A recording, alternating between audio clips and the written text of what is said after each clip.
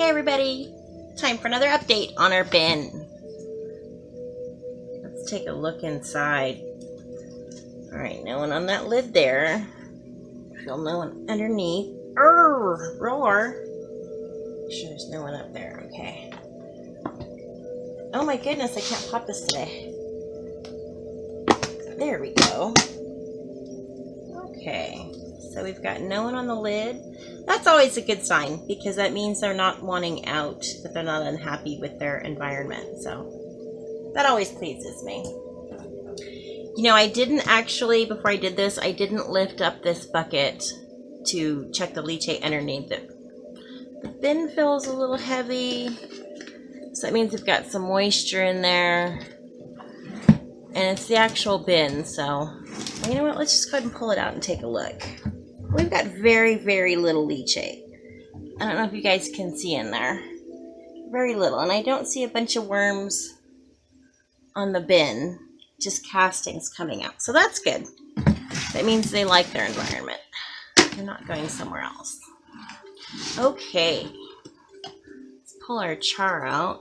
I didn't bury it, I just left it sitting on top, but I think I'm going to start reburying it. There's another one in here somewhere I think is reburied. I'll put this over on Roger's container. See a bunch of sand on it, so they're moving it around.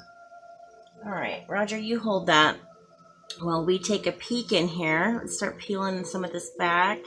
There's that char that was buried. I actually thought it was a bigger piece. Oh, look.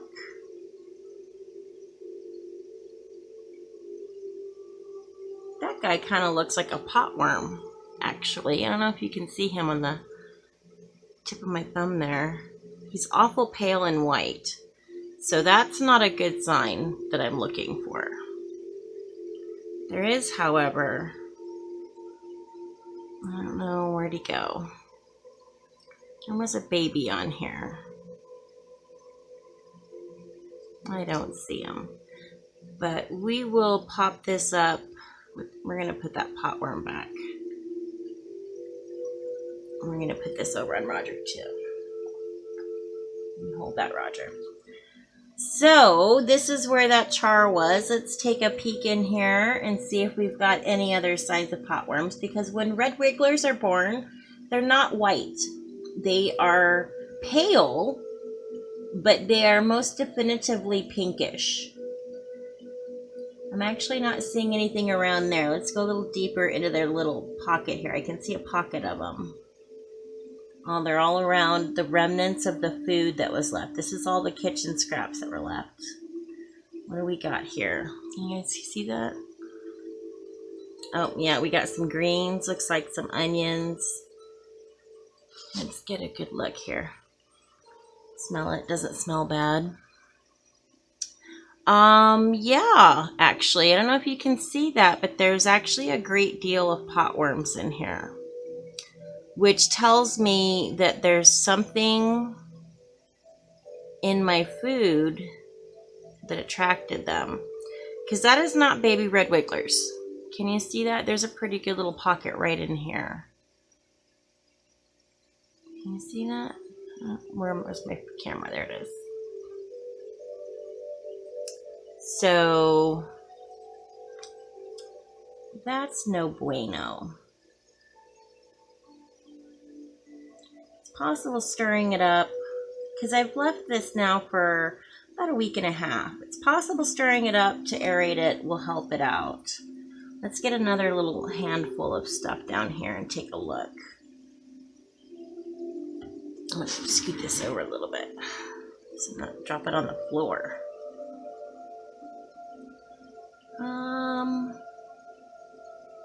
The worms look good, and I do see just a few of the potworms. Now, I'm not entirely sure 100% everything that attracts them, but I do know for sure that acidity will attract them. because I most often find them when I get them. I find them when I've put tomatoes in my compost, which I don't normally do. As I've said in a previous video, mostly it's because I just tend to eat the majority of my tomato. So there's really nothing left for these guys. But I am definitely seeing them. So we're going to give this another toss. Take a look. I know I'm probably about ready to add... Ooh, yuck. I just hit the pocket up. Big pocket up. I always feel so weird. Let's look in these guys. This was a pretty big pocket. Let's take a peek here. Okay. I am seeing some. I'm wondering if the hay has attracted them. I'm going to have to read up on that, but there is a pretty good amount of hay in here. What is this they're eating? What is that? I can't tell what that is, food-wise. Oh, but look at that. Whatever it is, they do like it. Can you see that? Those little white guys. What is that? I can't tell what food product that is, what skin that is. It's the skin of something, but that's not saying much coming out of my kitchen. Let's take a look at that guy there. Okay, yeah, he looked a little pale on the end, and it weirded me out because potworms don't get that big, but he is definitely a red wiggler. Let's put him on the hand. We've got a couple other dudes there. Can you see them? This guy there, him. There's this guy up here. These are juvenile red wigglers. They don't have their little band, their maturity band, called a crop. I can't remember the scientific name for it. He is so active. Look at him. He's going cray-cray. So they're not oldie. Whoops, shoot. Sorry about that. Let's bring that back over. They are not mature enough to breed. They're juveniles. They're kind of probably mid-teens in human years. This guy's a bit older because he's bigger. They're nice and vibrant colored, though. They're good colored. Look at them. They went back in their bin. Okay, we're going to put them back in and finish mixing this up. Now, I'm pretty sure at this point, like I said, I'm going to be needing some more wood chips. And probably a little bit more moisture. I'm not real sure. Let's take a peek. Let's push them over here. I'm right-handed, so I guess I kind of do everything that way. I feel it. It's moist, but not too moist. That's good. It's not wet. And it doesn't feel like it's getting much wetter as I go deeper. I am not seeing any evidence of potworms in this deeper stuff, so they dwell on high. Take a peek at that.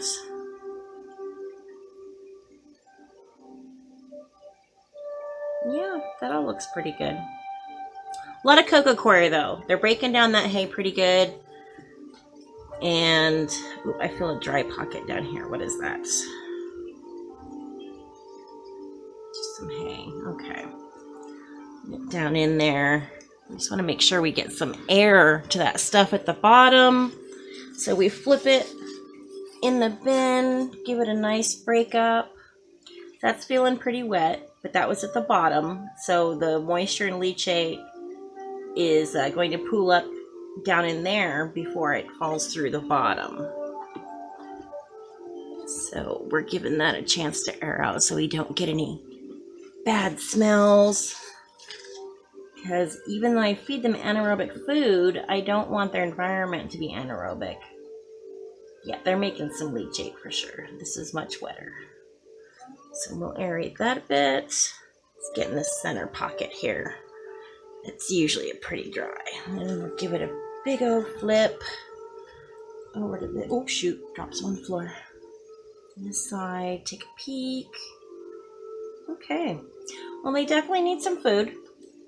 I'm not seeing other than a couple of those skins that have seemingly attracted some potworms.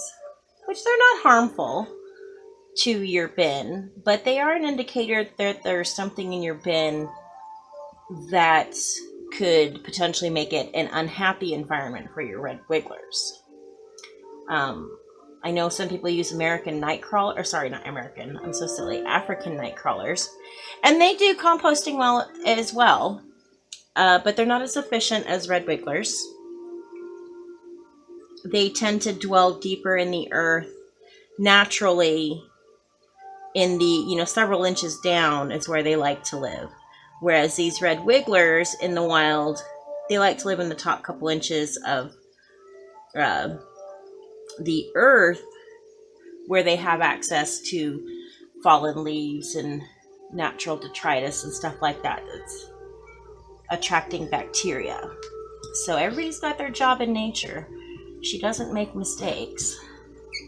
She makes experiments sometimes, and sometimes they don't go well. But those are usually the things that tend not to evolve. So, alright. Yeah. That looks pretty good. And it feels good. Oh, you escapee. Get in there, buddy. Dude! Did I drop any on the floor? No? Good. Is there in my hand? I just wiped on my skirt? Maybe. Okay. Yeah, it feels pretty good in here, but they definitely need some food. Their moisture level, I am satisfied with their moisture level. I won't be needing to add any. I am satisfied with the smell, and everything looks like it's pretty a non-acidic bin, so I'm not going to need to add any more dolomite, which neutralizes the pH, brings it to a more neutral level of a 7 rather than below that, which red wigglers don't favor. There's a big wet clump there. Oh, there's lots of juveniles in there. Somebody's been busy laying eggs. Sorry, cocoons. I'm so silly. Okay, break that up, give it a little air, fluff it. So I think what I'm going to do with the wood chips, since there's still quite a bit of hay in here, I think I'm just going to, after I feed them, put a layer of wood chips on top, spritz it down, and use it to cover their food. Well, and of course some of the substrate here that they're in.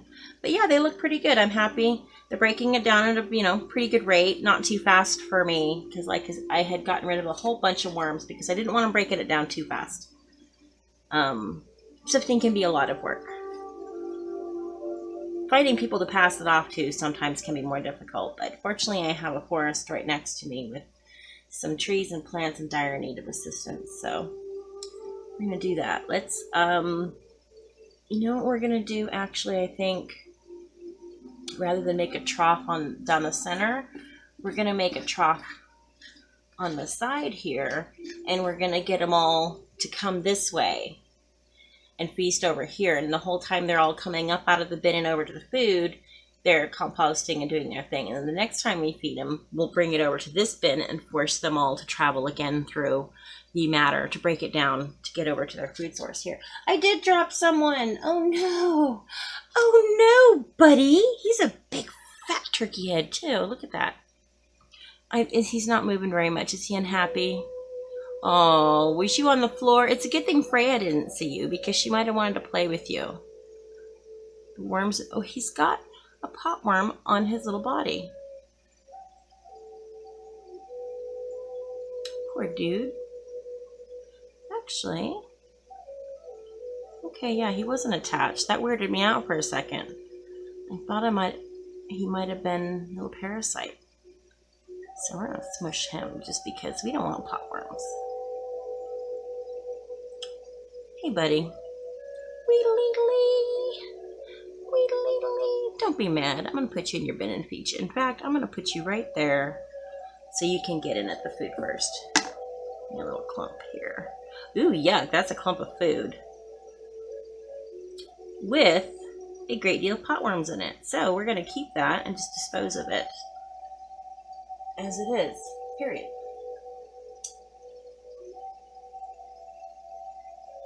And I will be putting it outside. I'm not going to do something like throw it in my garbage bin or down the toilet or any weird stuff like that. It'll go outside. He can live as long as he can live outside.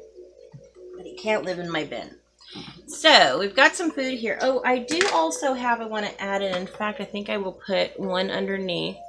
I have some paper towels here that I used to soak up some of the biofilm on my non-mechanical, you know, a couple of my jars that have plants and stuff in them. So this has, you know, basically tank water and biofilm in it. So we're going to put that down there at the bottom. I did start them a fresh bin of food. I don't leave their food and let it break down for months and months and months and months. I used to have so many bins that I could keep this empty, but now I'm finding I actually need to go dispose. I'll keep a bin of this food probably about a month, maybe a month and a week before I pull it out, go put it in the forest for all the critters out there, and then start a fresh bin like this for them. So that way they're not eating, you know, super old stuff, but it's breaking down nicely. Got some juices in there, some lettuce, carrots, some peppers. Break that down a little bit. Cool. So we will put a handful of this in there for them on the side. Whoops, sorry. Like that. We're just going to give them a little bit because I'm having to figure out their new food amounts. I'm so used to feeding giant handfuls because I have so many worms, but I don't have that many worms now. So I think that would actually be enough for them for the next week. So we're going to toss a little bit of that over just to trap the smell, but not to, you know, not let it breathe. Flick the juice off our fingers. And there's a lot of juice on my fingers, actually. I'm going to wipe it off there. There we go. There we go. I'll wipe it off on my hands. It's like washing your hands in the earth. It works. Okay. So I'm now going to put, I think, let's put some chips on top. And I'm pretty satisfied with that. It's a good looking bin. It's looking happy. The potworms, on certain foods, in certain places, easily avoided. So let's do that. And this is obviously completely dry. And I'm going to spritz it on top. But because that I turned the substrate, the wetter stuff on the bottom is now underneath this wood. So this is not only going to help soak up some of that moisture and start helping to break this down, but it's going to pull some of the moisture out of that wet stuff that, you know, no one wants to live in their urine, in their own urine, in anybody's urine. So, well, I don't know. I guess some people do, but not in my house. So there we go. We'll do that. And although I'm going to use it to take up some of the moisture, I am going to give it a little bit of a spritz to start it on its way up top so it doesn't hurt their little bodies. Just a little spritz, just enough to get enough moisture on top that, see how it's not moving or wanting to fluff. That's it. That's all I'm going to do. And then we're going to slide these guys under the light and let them do their thing with their lid off for the rest of the day. And oh crud, let's put our biochar back in there. See, that's where the food is. Let's bury it right there. There we go. And then we've got this one we'll put right in the center. There we go. Perfect. All right, guys. Well, that's our update for this one. I've got my mealworm habitat a bit more done. No beetles yet, so I will keep you guys updated and informed when that happens. So until then, thanks for watching and happy wrangling.